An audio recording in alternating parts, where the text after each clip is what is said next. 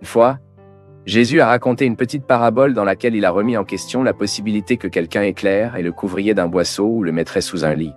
Bien que petit et inaperçu par de nombreuses personnes, cette parabole, qui est devenue populairement connue sous le nom de parabole de Candeia, apporte un message qui ne peut jamais être négligé. En fait, son message est si important que Jésus a probablement prononcé cette parabole plus d'une fois dans son ministère dans le cadre d'une collection d'enseignements.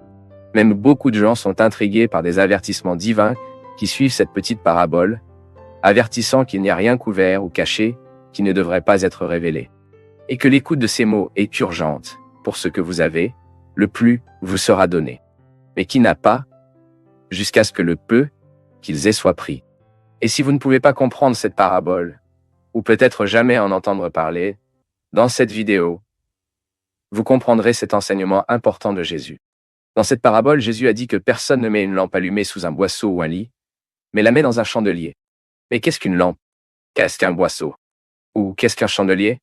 Dans ces paraboles, Jésus a souvent utilisé des éléments de la vie quotidienne pour communiquer des principes spirituels. C'est très clair ici. La toile de fond de cette parabole est une maison typique de Galilée au 1er siècle. Les maisons étaient allumées par des lampes, et une lampe était essentiellement un petit bol en bout, avec une sorte de cerceau d'un côté, et une formation à l'autre extrémité qui a accueilli, waouh humide, dans une portion d'huile d'olive, qui servait de carburant pour que le lampe est resté allumé. En d'autres termes, les lampes étaient les lampes qui ont illuminé les maisons à l'époque de Jésus. Les maisons les plus riches avaient plusieurs lampes. Mais les maisons les plus pauvres n'avaient généralement qu'une seule lampe. Le boisseau cité dans la parabole était un type de panier commun qui maintenait généralement les céréales. Le lit mentionné dans la parabole était un simple matelas qui, lorsqu'il n'est pas utilisé, pourrait être facilement enveloppé afin de ne pas prendre de place dans de petites maisons. Et enfin, le chandelier, qui apparaît dans la parabole, était l'objet sous lequel la lampe a été placée. Le marin pourrait avoir des formes différentes en fonction du type de maison, mais en général, c'était un objet très simple. Dans certaines maisons, le chandelier était un type de coquille sur le pilier central de la maison. Déjà dans d'autres maisons, le chandelier était un type d'étagère ou même une pierre saillant sur le mur. Dans les maisons des familles plus riches, le chandelier pourrait être un piédestal en métal orné.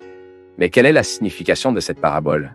Prenant comme exemple le texte de l'évangile de Marc, nous pouvons croire que Jésus a éventuellement prononcé la parabole de Candeia au groupe de ses disciples les plus proches. Il a présenté la parabole avec 2 questions rhétoriques. Qui apporte une lampe pour le mettre sous un boisseau ou sous un lit? Au lieu de cela, ne le mettez pas sur le velours. Nous savons qu'une question rhétorique vise à provoquer une réflexion alors que l'auditeur présuppose sa réponse. La première question rhétorique de la parabole de Candeia suggère une réponse négative après tout. Cela n'a aucun sens d'allumer une lampe, puis de le cacher sous un lit ou sous un panier. La deuxième question suggère une réponse positive.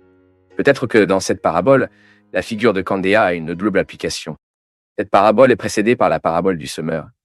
Et s'il y a un lien entre les 2 paraboles, il est possible que, au début, l'an représente le cœur fructueux dont la vie brille devant le monde pour la gloire de Dieu. Ici, il convient de rappeler que, dans le dossier de Matthieu, Jésus a déclaré le dicton de la lampe immédiatement après avoir dit que les adeptes sont la lumière du monde. Mais il est indéniable que la figure de Candeia soit également liée à la parole de Dieu. Nous savons que les chrétiens ne sont pas légers en eux-mêmes, mais reflètent la luminosité de la lumière elle-même, la parole de Dieu. Ce qui produit la luminosité de la vie du croyant, c'est la parole de Dieu. Par conséquent, le psalmiste a écrit en ce sens, « Les chrétiens doivent être des instruments à travers lesquels la lumière de l'Évangile peut éclairer les pécheurs. » Les vrais disciples du Christ sont ceux qui ont leur vie contrôlée par la parole de Dieu et témoignent des hommes qui, en fait, le Christ est la lumière du monde. Fulgés par la parole, les croyants peuvent faire briller la vérité de Dieu au monde. Ensuite, en relation avec la logique de lampe qui devrait être exposée à l'éclairage de l'environnement, Jésus a dit « Car rien n'est caché sauf pour être manifesté, et rien n'est caché sauf pour être révélé. » But de quelque chose qui est caché et qu'il est finalement révélé. À l'époque de Jésus, les chefs religieux juifs cachaient essentiellement la vérité de Dieu sous un fouillis de traditions humaines qui ont façonné une religiosité hypocrite. Mais la pure vérité de Dieu a dû briller. Il est donc possible qu'en utilisant ce parallèle, Jésus soulignait la réalité que son enseignement n'avait pas le but d'être caché. La progression du ministère du Christ a clairement indiqué qu'il n'était pas venu au monde pour cacher la vérité, mais pour le faire connaître à ceux qui entendent. Par conséquent, Jésus lui-même a exhorté « Si quelqu'un a des oreilles à entendre, écoutez ». Dans un autre sens, maintenant dans la sphère des articulations humaines, Il est également possible de dire qu'à la lumière de la vérité de Dieu communiquée, rien ne restera caché pour toujours. Il y a ceux qui induisent en erreur pour pouvoir cacher leurs pensées, leurs plans, leurs paroles et leurs actions.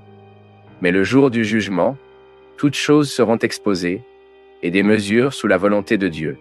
Et enfin, la séquence des paroles de la parabole de Candeia se termine par l'avertissement intrigant de Jésus.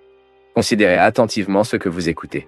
À mesure que vous mesurez, vous serez également mesuré, et vous vous ajouterez. Pour ce qu'il a, le plus lui sera donné.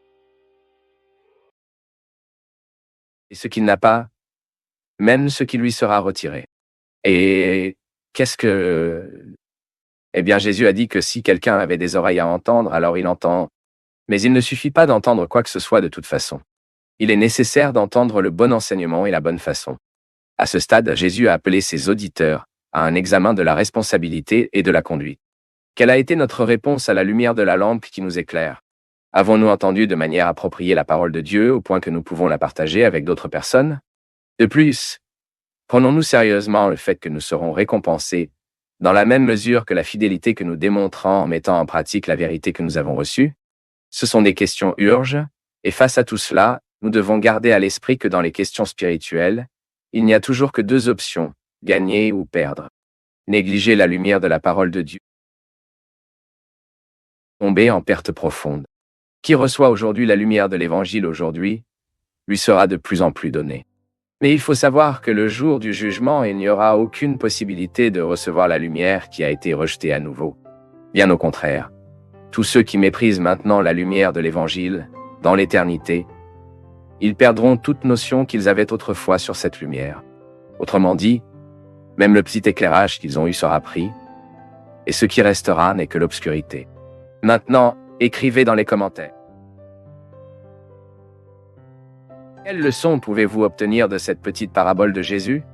Et si vous avez le désir de grandir encore plus dans la connaissance de la parole de Dieu, vous pouvez étudier la théologie avec nous totalement en ligne, à travers des leçons vidéo, des documents et un certificat d'achèvement à la fin. Les informations sont dans la description de vidéo ou dans le premier commentaire corrigé.